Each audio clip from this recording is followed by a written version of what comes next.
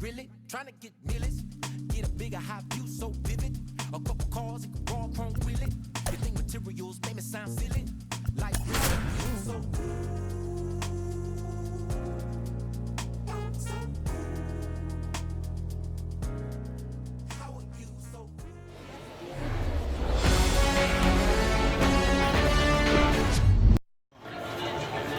just about set to go now.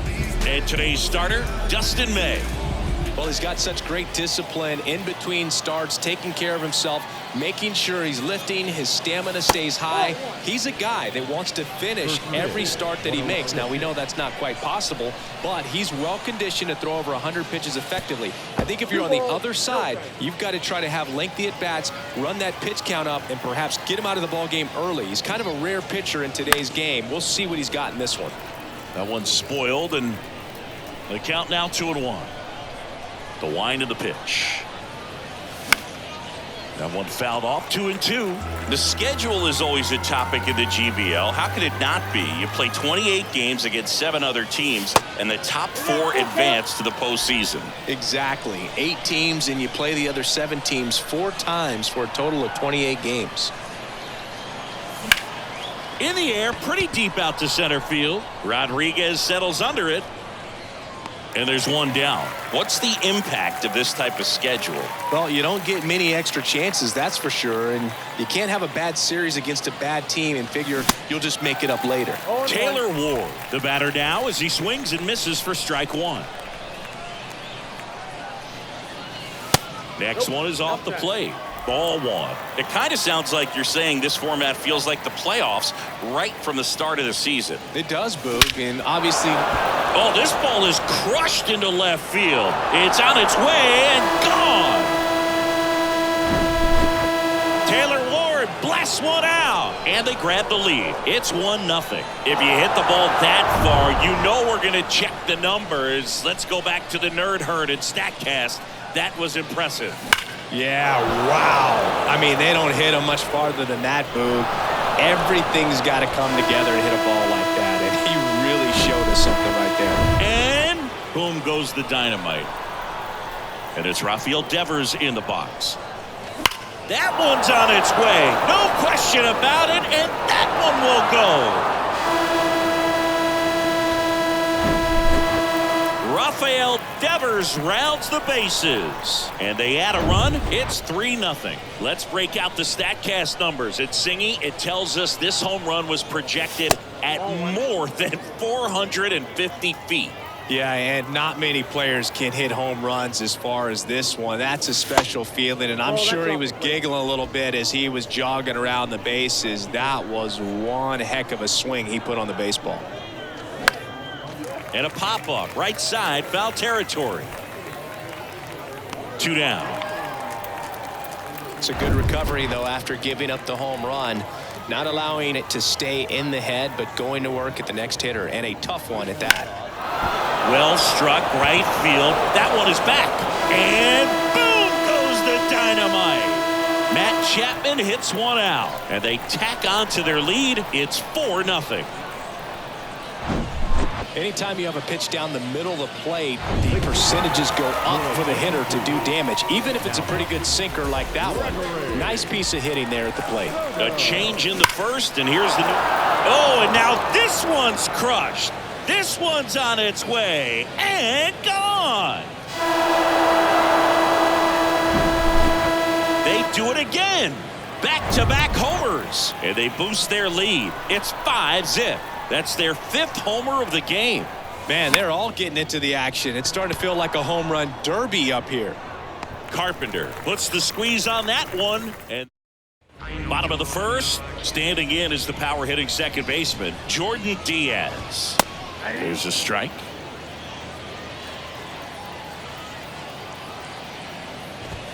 0-2 as he waves at that one. 5-run lead after their first at bat. That is huge at this point, but you've got to keep the attitude to keep your foot on the gas. Don't let that team back in this ball game. Cruise to the finish line, but do it with intention. Swing and a miss. Struck him out, and now one away. Now at the plate, Kerry Carpenter. That one's in there, 0-1. With how good these offenses are, there's a lot of ball game left. Strike two. To say Bob Gibson's season in 1968 was outstanding is an understatement. His ERA that year was 1.12. That's so dominant it doesn't even seem possible. And now number 47. In there, and it's 0-1. Gibson won the Triple Crown that year in the National League. He was just absolutely untouchable. Hitters had a hard time sleeping the night before his starts. Ball to strike. The pitch. Depending on who you ask, Gibson either gets the blame or the credit for Major League Baseball lowering the mound after that 1968 season. Makes the play, and it's out number 3. New inning getting started. Now it's the power speed combo. Trey Turner. Soto back to work. Got it started a little too early. Strike one.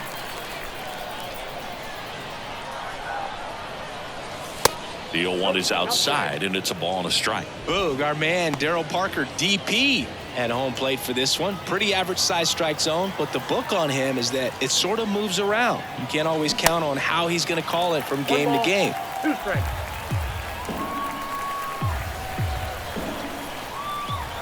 The 1-2. Line drive, base hit.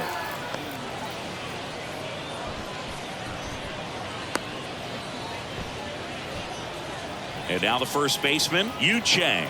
He's 0 for 1.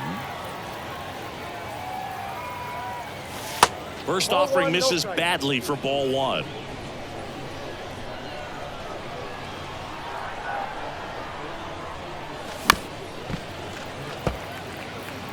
This is one of those situations the infielders have to pre-plan and understand that the ball's got to be hit extremely hard right at them if they're going to have a chance to go for a double play. Turner on at first, nobody out. Now snap throw to first. Turner back easily. Good speed on the base pass. He handles the bat very well. I wouldn't be surprised if the skipper puts on some type of hit and run or run and hit. Good feed, that's one. And they get him easily at first. It's a double play. Here's a speed threat, Taylor Ward. He's already homered in this game.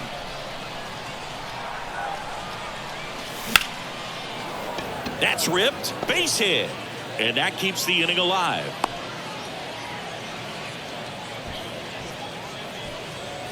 Man at first. Here's the power hitting catcher, JT Realmuto. He's already homered here in this one. Here's a swing and a drive left field, and he knew it.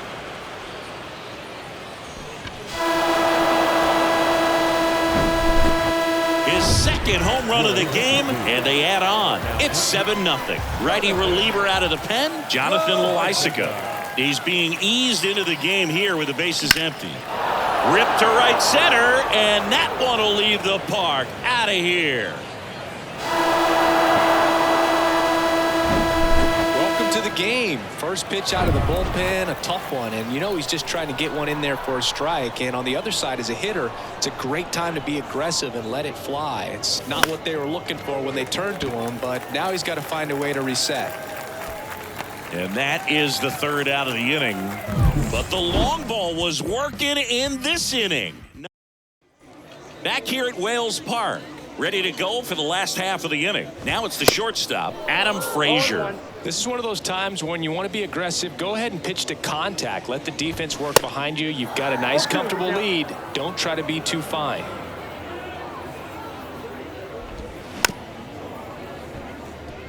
Well, every pitcher wants a run support, and having a lead is nice, but it can be challenging for some guys. I think keeping the mindset to attack instead of trying to be too fine and have too much finesse, go after hitters and get quick outs.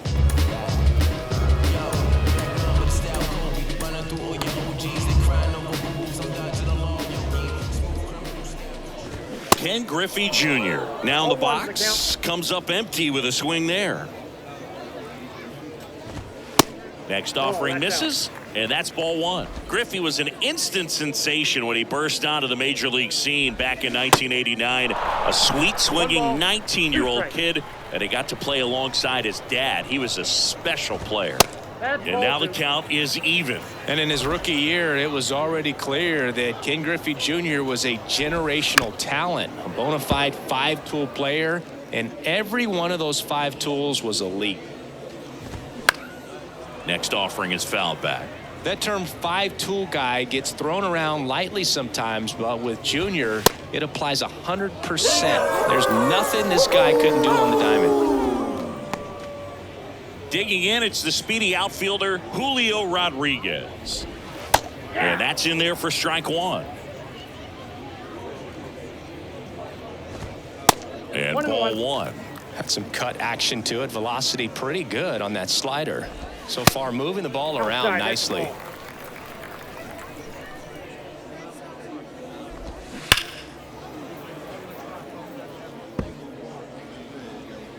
Two outs. Spoils that one, and it remains 2-2.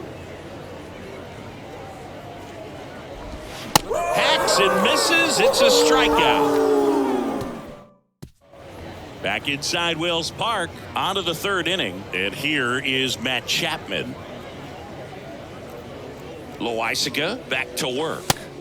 And that one is inside ball 1. Loaisiga goes 5 feet 11 inches. He features a sinker, a slurve, a changeup, and he works in a 4-seamer. The next pitch misses. 2-0.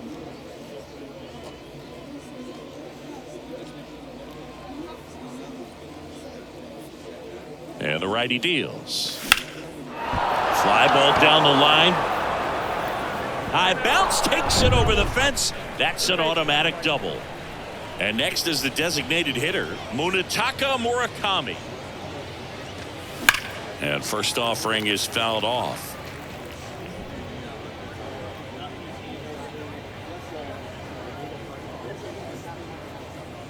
Man at second. Tapped at the plate, but it's a foul ball. No outs. Runner on second.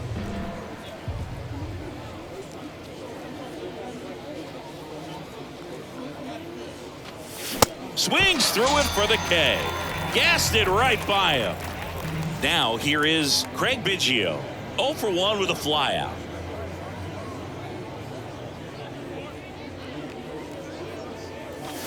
And a good fastball to start him off. That's strike 1. Well, don't expect too many more high fastballs. This is a good sinker ball pitcher, and sometimes they can make mistakes trying to pitch up in the zone. Look for him to stay down around the knees to be effective.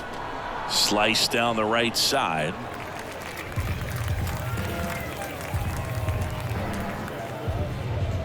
Move to second, and he dives back in safely.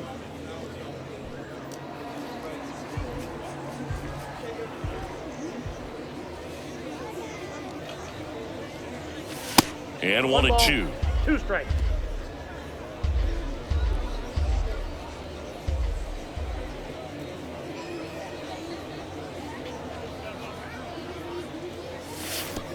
And that one goes straight to the backstop. Chapman up to 3rd on the wild pitch.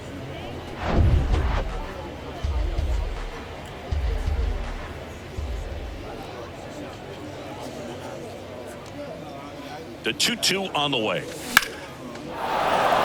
Liner, and that should be extra bases. The run scores from 3rd. It's 9-0. Safely into second. He's got a double. Comes through with the RBI. Showed a willingness to drive that pitch the opposite way. Didn't get jumpy, didn't try to pull the ball. He let it get deep, took the barrel right to it, and then extended through the swing for the line drive base hit. Turner takes low, second trip to the plate in this one. Outfield playing very deep, not wanting anything over their heads.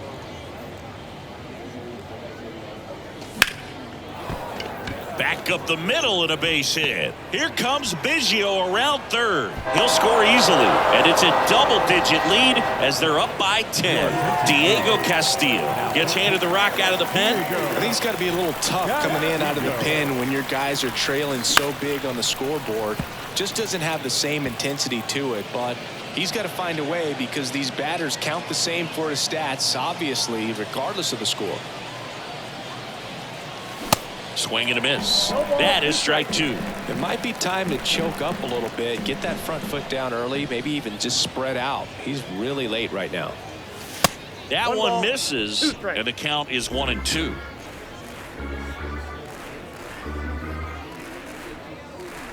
Castillo will throw over, and Turner's back in.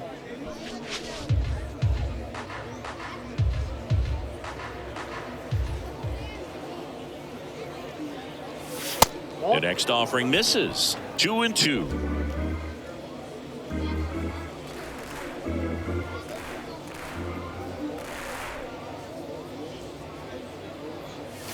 Swing and a miss. Got him to go up the ladder for the K. Boog gets talked about a lot, but a good high fastball in a two-strike situation, it's just become such a problem for hitters in more recent years. I mean, with all of the emphasis by pitchers on developing that spin rate, having a good grip on the baseball, those high fastballs, they kind of look like to the hitter that they're rising, even though they're not, but they're not decreasing in velocity and spin rate, so very difficult to get the barrel on it. The pitch. That one found hard the other way.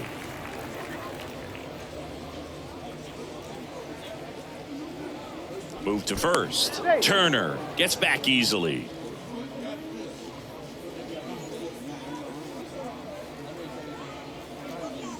And here it comes. So now 1-2. For a guy that's been swinging the bat well all game long, that was a pretty ugly swing right there. I'm sure he'll tighten it up on this next pitch. Turner runs. Caught him looking for the K. And welcome back. Set for the bottom of the third. And now Babe Ruth. New pitcher on here. Jose Alvarado. And this guy can bring it velocity-wise. Alvarado, a very difficult guy to get hits off. And he swings and lifts one to deep center field. And that should be extra bases. Into second with a double. And they've got something brewing now.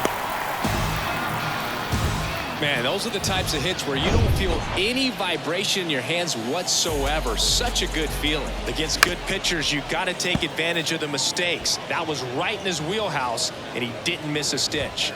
Fastball almost got him there. Unless he beats himself, somehow can't find it, doesn't have the control command that day, you can pretty much forget about it.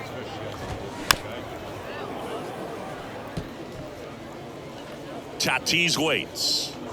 And down on strikes. Not what you're looking for after the leadoff double. A strikeout, and there's one away.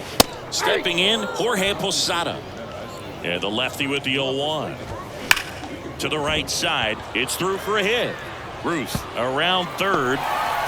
He will score, and they're on the board, but lots of ground to make up. Jordan Diaz now at the plate. And there's a strike. As a hitter, there's even more pressure to take advantage of any mistake, right? Yeah, and you're hoping that, somehow, some way, whether it's a hit by pitch, a walk, something bad happens, because outside of that, stuff is just too good to fail. Ward sizing it up. Makes the grab, tracks it down after the long run. And there are two down. Well, those can be pretty fun as an outfielder. Got to put it into his highest gear and go a long way to track that one down. Nothing better than that. You feel like a wide receiver playing football. That's off the mark. 1-1. And he's got deception in his delivery. And it's not that he's trying to deceive the hitters. He just has this natural flow that makes it hard for hitters to pick the ball up. It gets on them a little bit quicker than they anticipate, even though they know what the velocity numbers are. Next one misses. Ball 3. And a swing and a miss, and that is the ball game. 10-1, the final score.